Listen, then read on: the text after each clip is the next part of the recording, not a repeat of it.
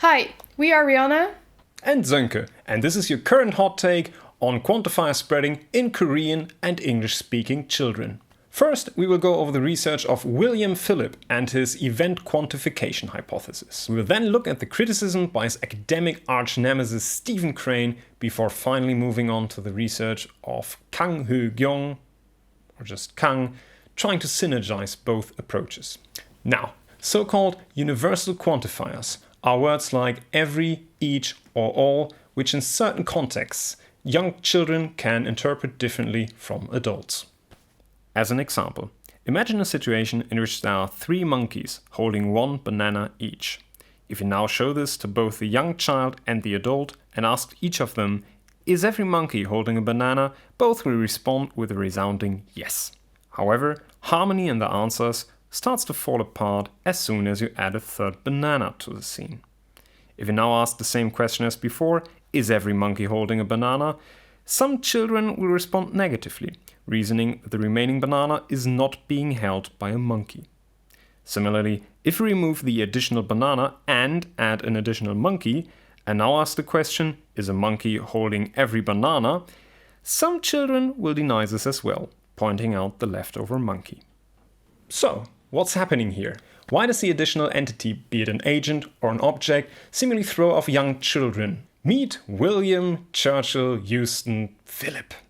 Let's just call him Philip. In his 1995 doctoral dissertation at the University of Massachusetts, Philip developed the event quantification hypothesis. According to Philip's event quantification hypothesis, when exposed to universal quantifiers like each or every, young children will quantify over entire events, not individual objects. What does this mean?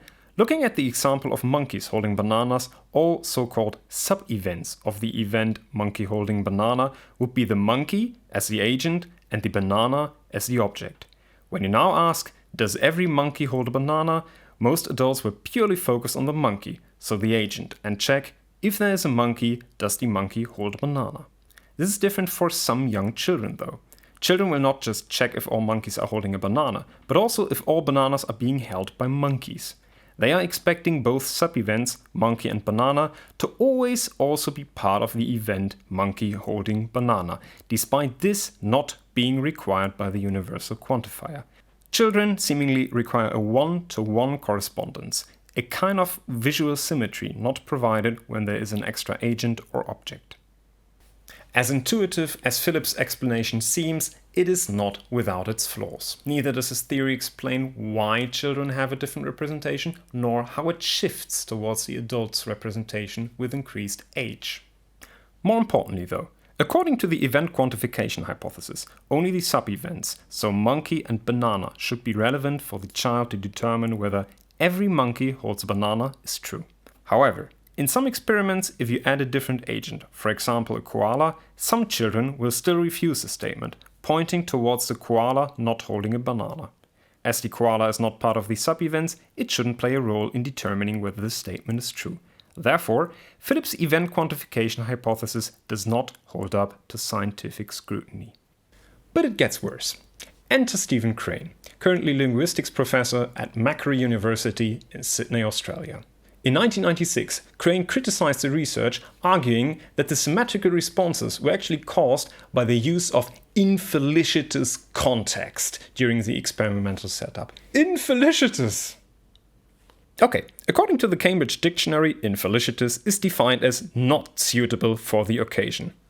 Burn. Rihanna. Well, thank you, Zönke. So, children seem to spread in truth value judgment tasks. However, Crain argues that this is because of the inappropriate context of such tasks. He reasons that when the condition of plausible dissent is satisfied, children should no longer show spreading behavior in these types of tasks. What does he mean with the condition of plausible dissent? The condition of plausible dissent is about both possible outcomes being present in the situation which is presented to the kids. How did Crain include this condition? Well, instead of presenting the children with just pictures and asking target sentences, he presented the children with a story with the help of toys and props.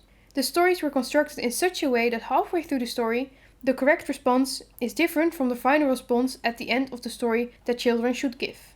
Most of the children who showed spreading behavior in an initial truth-value judgment task with pictures no longer showed this behavior with the stories. Crain concludes that children do have the full grammatical knowledge of universal quantifiers. He claims that children show non-adult-like behavior in these types of tasks due to the flaws in the experimental design. With both the study by Philip and Crain in mind, Kang designed her own experiment to replicate the quantifier spreading phenomenon. The intention was to investigate 3 different goals. The first goal was to determine whether the position of the quantifier in the subject or object position would matter. The second goal was to determine whether there is a difference in children's performance for transitive versus intransitive verbs. And the third goal was to test whether both Korean and English children show the same phenomenon.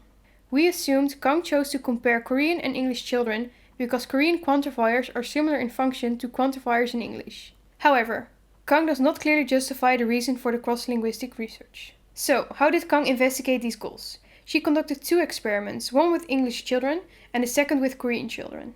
The experiment was a truth-value judgment task with pictures and sentences. Both experiments were the same except for the language used. To investigate the first 2 goals, she created 4 different types of sentences. Right spreading means the quantifier is in subject position, and left spreading means that the quantifier is in the object position. A transitive verb requires a direct object. For example, in is every bear holding a honeypot? The honeypot is the object and holding is the transitive verb. An intransitive verb is not used with a direct object. For example, in is there a baby behind every mummy elephant? Is the intransitive verb. These sentences would be asked in combination with pictures. There were 6 different types of pictures. Kang referred to them as contexts. This was the link to the research by Crain. Kang used the context to introduce the condition of plausible dissent. The children had to describe the picture before answering one of the target sentences. The context both contained scenarios where the sentence matched with the picture and where it did not. This way, the children saw scenarios where both possible outcomes were included. For example, in this scenario, not every bear is holding a honeypot, but there would be a scenario where this sentence would actually be true. Kang reported the following results. First, in trials where the correct answer to a question was no, the majority of children responded correctly. Conversely, however, in trials where the correct response would have been yes, a high amount of spreading errors was observed. Interestingly enough, no differences between age, gender, sessions, quantifiers, or picture types were found. The main results, however, relate to the spreading rate errors over the 4 sentence types. As you can see in the table, left spreading errors were found to be significantly higher than right spreading errors. Also, intransitive verb phrases had significantly higher spreading errors compared to transitive verb phrases. Both results are consistent in both the English and Korean children.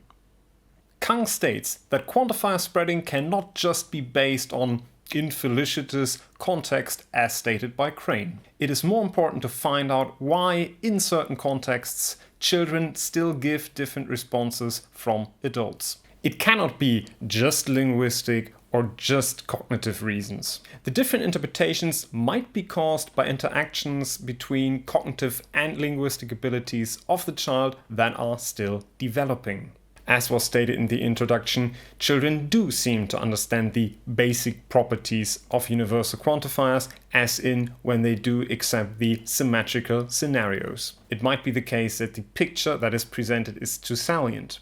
When the scenario depicted shows a non-symmetrical situation, the child might just not like it, and while completely forgetting the actual sentence that's relevant, just reply with a no.